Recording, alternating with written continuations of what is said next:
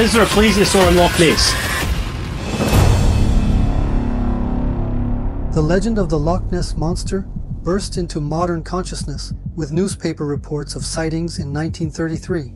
But putting aside all the legends for a moment, what does science actually say? The most recent research in 2025 reveals unidentified objects picked up by sonar deep within Loch Ness. Are you curious about what the scientist, who claimed to have seen Nessie with his own eyes and was fired for trying to prove her existence, had to say? Some scientists still believe Nessie could be real. Others claim it's impossible, yet they offer no definitive proof. So, what did the DNA analyses reveal? And what about nearly a century of eyewitness accounts? Through the lens of science, what could Nessie truly be? This video examines every major scientific investigation from 1933 to the present day. And perhaps the answer is far more unexpected than you think. Although the legend gained early popularity, scientists approached the available evidence with skepticism. For example, in the summer of 1934, Scottish businessman Sir Edward Mountain stationed 20 observers around Loch Ness for a comprehensive 5-week investigation. None of the 21 photos taken during the study were considered convincing. These early evaluations led researchers to believe that reports of the monster could likely be explained by known animals or hoaxes. Zoologists who examined one film frame from that era concluded that the object thought to be Nessie was most likely a seal. The scientist who was fired for claiming he saw Nessie. The scientific community knows that the Loch Ness Monster is real, but they never intended for this truth to be made public. When I exposed it, they made an example of me to silence and scare others. By the late 1950s and 1960s, the search for Nessie became more systematic, but not all scientists were content with observing from a distance. One man, Dr. Dennis Tucker, a respected zoologist at London's Natural History Museum, claimed he had seen the creature with his own eyes. Dr. Dennis Tucker was one of the rising stars among the distinguished zoologists of the Natural History Museum 56 years ago. For about a decade, he was among the young researchers and was a fish expert praised by his colleagues, until he claimed to have seen the Loch Ness Monster. As a result, he was dismissed from his job. After serving as a pilot in World War II, Dr. Tucker began his academic career and started working as a scientific officer in the zoology department of the Natural History Museum in 1949. He was quickly promoted to senior rank in 1951 and then to principal scientific officer in 1957. A favorite of senior academics, his bosses once said, "Most people who know him would agree that in intelligence he is to be classed with a few of our most brilliant colleagues." However, everything changed after a trip to Scotland in 1959, when he claimed to have seen an unnamed animal emerge from the surface of Loch Ness. In a letter to New Scientist magazine, he wrote that he believed the so-called monster, which had been the subject of thousands of alleged sightings up to that time, must be a plesiosaur, a reptile thought to have gone extinct 70 million years ago. Announcing his findings to the public, the researcher said, "I am quite pleased that we have in Loch Ness one of the most exciting and important findings of modern British zoology." He added, "As a professional marine zoologist, I saw a large hump in 1959. It belonged to a creature that cannot be explained by known species." Although his announcement sparked public excitement and ignited 3 decades of academic research on the lake, his superiors at the museum were not impressed. According to documents reviewed by The Independent, Dr. Tucker was questioned whether his new interest in Nessie was a suitable topic for a principal scientific officer. At the age of 39, Dr. Tucker's career abruptly ended. In other words, Dennis Tucker lost his job at the Natural History Museum because he believed in the Loch Ness Monster. In a newspaper cutting from the time, held in the museum's archive, he is quoted as saying, "I put the project up to the Natural History Museum. The museum does send out expeditions to collect specimens, but they didn't like the idea of a Loch Ness expedition at all. They refused me leave to lecture on the subject. Since I was sacked, they have banned me from the library. I had an international reputation as a zoologist. Now I'm like a struck-off lawyer." According to Tucker, The scientific community wanted to keep the existence of Nessie a secret. They followed a policy of intimidation against those who, like him, voiced this truth. Tucker believed he had been chosen as a figure that needed to be discredited for this purpose. In other words, they undermined him by questioning his sanity or by dismissing him. He later embarked on an unsuccessful legal battle against the museum to be reinstated, which included launching a legal case against the leader of the trustees, then Archbishop of Canterbury, Lord Fisher. In the face of ridicule from leading scientists, Dr. Tucker even claimed to have seen the monster. On March 22, 1959, he reported seeing a large hump formation on the lake between Inchna-Carddock and Glendo. He said he likened it to an Elasmosaurus, a long-necked plesiosaur. Dr. Tucker died in France in 2009, unrepentant in his belief in its existence. In 1960, aviation engineer Tim Dinsdale filmed a dark shape moving across Loch Ness. Dinsdale believed the image showed the hump of a creature swimming in the lake, and for a time, the footage was considered one of the strongest pieces of evidence for Nessie's existence. The film was even analyzed by the British Royal Air Force, who concluded that the object was not a boat and was probably a living creature. However, more advanced image analysis in later years suggested that the object captured by Dinsdale might have been mistaken for a boat due to lighting condition. As a result, the footage was no longer seen as definitive proof. Still, Dinsdale, who witnessed the creature with his own eyes, remained convinced it was an unknown animal. In 1962, a group of researchers and enthusiasts formed an organization called the Loch Ness Phenomena Investigation Bureau, LNPIB, to study the legend with a scientific approach. Over the years, this team set up summer camps along the lake's edge and conducted surveillance using telescopic cameras. In 1967 to 68, LNPIB carried out the first sonar scanning experiments. D. Gordon Tucker, an electronics engineer from the University of Birmingham, installed a prototype sonar device in Loch Ness to scan the underwater environment. In August 1968, during a 2-week survey, the sonar detected multiple large targets moving within the lake at speeds of up to 10 knots, approximately 18 kilometers per hour.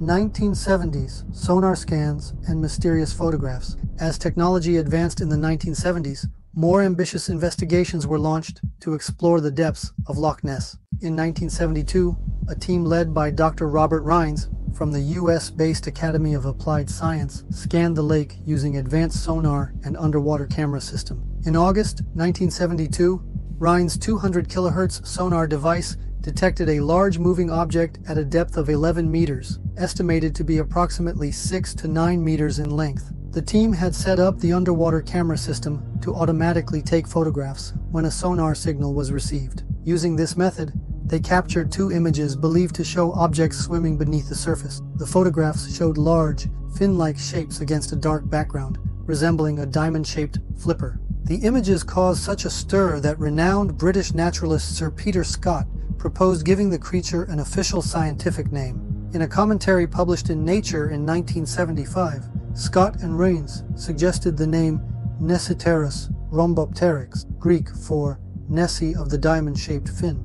The intent behind the naming was to meet the requirements of new conservation laws in the UK, which required a species to have a formal scientific name to be legally protected. Although the 1972 flipper photos initially generated major excitement, it was later revealed that the original images had been heavily enhanced during processing. Team member Charles Wyckoff admitted that the photos were manually retouched before publication to make the shapes more visible, and that the forms were not as distinct in the original negatives. Another major scientific debate in the 1970s focused on whether Loch Ness's ecosystem could actually sustain such a creature.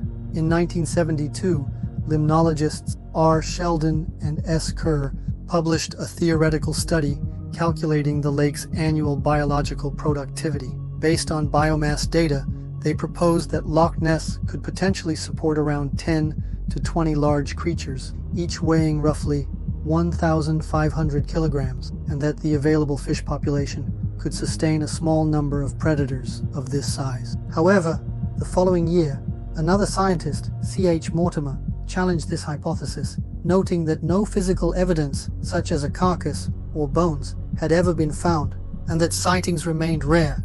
despite heavy boat traffic on the lake. In response, Sheldon and Kerr stated that their study at least demonstrated that in oligotrophic, nutrient-poor lakes, food chains could, in principle, support large masses of living tissue.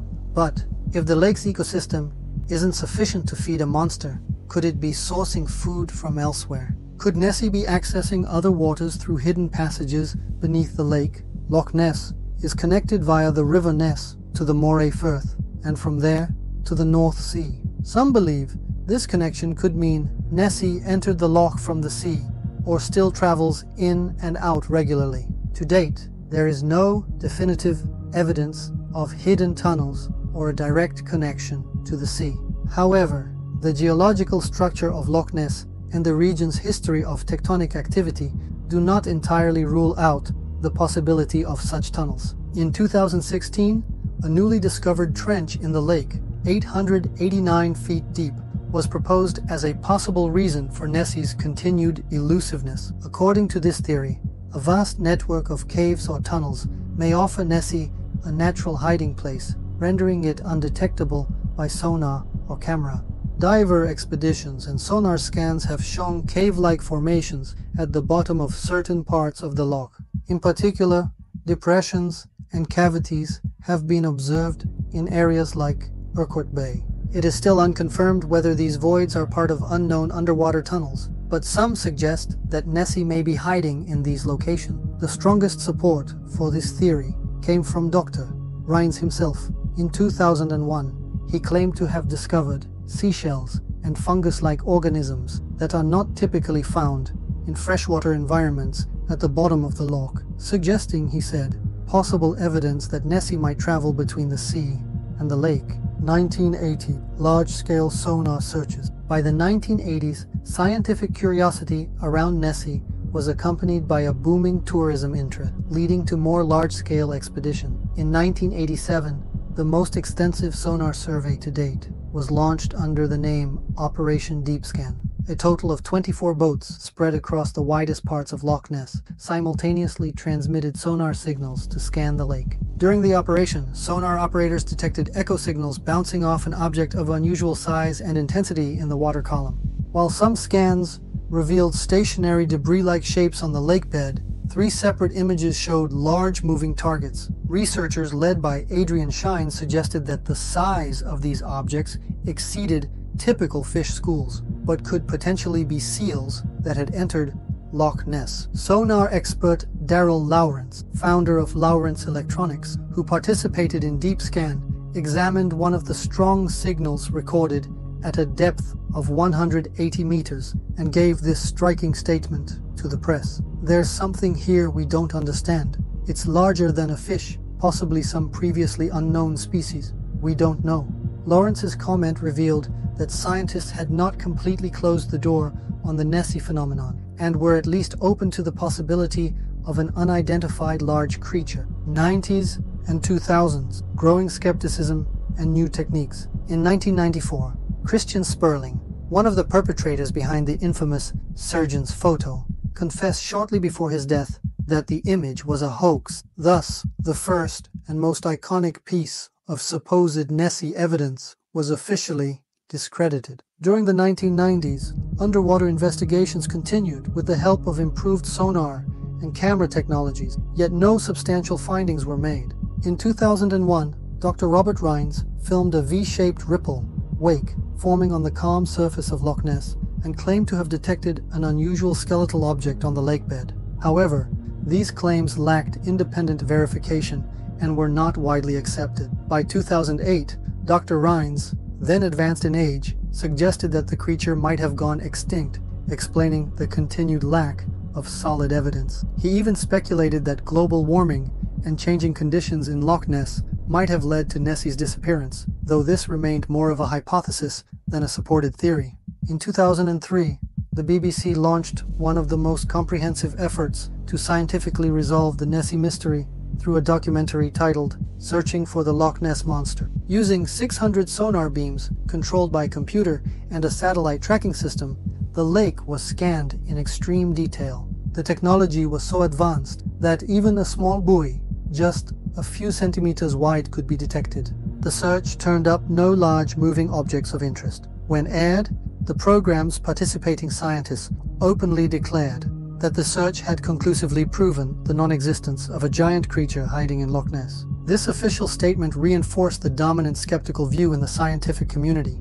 After decades of investigations, the total lack of physical evidence, bones, skin, teeth, etc., strongly indicated that no such creature existed. Throughout the 2000s, Nessie investigations were largely carried out by the Loch Ness Project, a team composed of researchers specializing in lake ecology and geology. Led by Adrian Shine, the group conducted experiments to study the lake's natural environment and test monster-related claims. For instance, in 2006, Shine analyzed lakebed sediments to assess fish populations and the structure of the food chain, evaluating whether Loch Ness could support a population of large predators. The data showed that the lake did not produce enough biological mass to sustain multiple giant creatures over time, confirming earlier theoretical work from the 1970s. Shine and his colleagues also examined how wave patterns and optical reflections in the lake could cause illusions during periods of calm weather, what they called Nessie weather. They reported that such conditions could increase the likelihood of visual misperceptions on the lake's surface. These studies aimed to show that observed anomalies could be explained scientifically without invoking a living creature. Another development in the 2000s was geological explanations for the legend. In 2001, Italian geologist Luigi Picardi proposed that an active fault line, the Great Glen Fault Zone, runs directly beneath Loch Ness. He suggested that small earthquakes in the area could produce waves, foam, and gas bubbles on the lake's surface. Picardi pointed out that the earliest known reference to the Loch Ness Monster, dating back to around 565 AD, described a dragon appearing with tremors and noise and disappearing the same way. He argued this could be interpreted as a geological phenomenon. While this theory doesn't account for modern eyewitness reports that describe a long-necked animal, it introduced the idea that some odd water movements might be explained by tectonic activity. Meanwhile, since the 1980s, researchers like Maurice Burton proposed that decomposing tree trunks in Loch Ness, due to their resin-filled structure, might rise vertically in the water and create the illusion of a monster's head emerging and then vanishing. Historical records show that Seiche waves as high as 2 meters were observed in Loch Ness during major earthquakes in the 1700s. Yet, the lack of monster sightings during such events suggests that geology alone cannot fully explain the Nessie phenomenon. Nevertheless, scientists agree that hydrographic and geological effects likely played a role in shaping the legend. 2010s DNA analysis and new findings. In the 2010s, advancements in genetic and environmental DNA, eDNA technology, opened up new possibilities for unraveling the mysteries of Loch Ness. In 2018, an international research team led by the University of Otago in New Zealand conducted a comprehensive eDNA survey of Loch Ness. The team, headed by Professor Neil Gemmell from Otago University, collected 250 water samples from various depths and locations in the lake to gather DNA fragments shed by organisms in the water. The results, published in 2019, clearly debunked one of the most popular versions of the Nessie legend. The DNA survey found no trace of any prehistoric reptile, e.g. plesiosaur, in Loch Ness. Furthermore, the study also detected no DNA from large fish species often suggested as candidates, such as catfish, sturgeon, or Greenland sharks. Even animals like otters or seals, known to occasionally inhabit the lake, left no genetic traces in the samples. However, the analysis did yield one striking result. A very high amount of European eel Anguilla DNA was present in the lake water. This finding reminded scientists of an older theory